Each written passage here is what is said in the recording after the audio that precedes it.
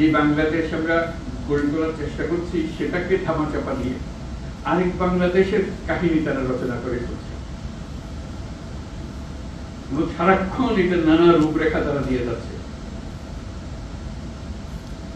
এখন এটা যে শুধু এক দেশের মধ্যে সীমাবদ্ধ রয়েছে তাও নয়,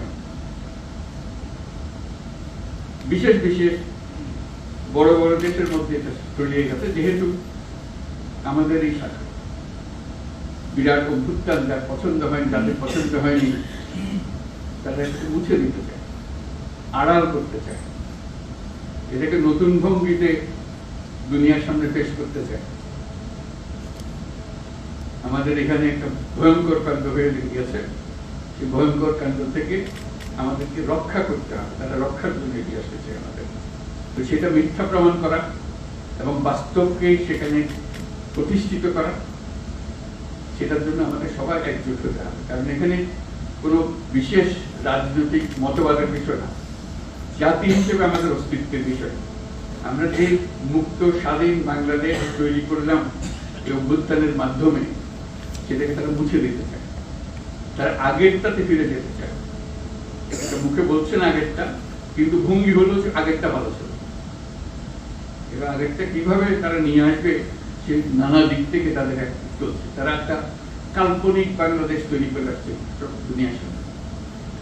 তাদের শক্তি এত বেশি, অর্থ শক্তি এবং তাদের আয়োজনের শক্তি এত বেশি, ক্রমে ক্রমে দেখা যাচ্ছে মানুষকে এটাতে ভিড়াতে পারছে। এই নতুন যে কল্পকাহিনী তারা তৈরি করছে সেটাতে অনেকে সন্দেহ প্রকাশ করছে, এটা কি ধরনের সরকার হলো ওখানে, এটা তো এখন আমরা বুঝতে পারছি না। আমাদের পিছনে পরিচ্ছন্ন একটা সরকার, কাউকে আমরা বাধা দিয়েছি এখানে আসবে?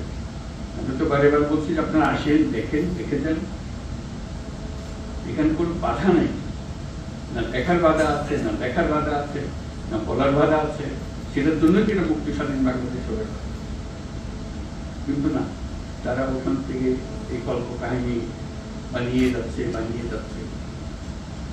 এখন আমাদের সারা দুনিয়াকে বলতে হবে যে আমরা এক,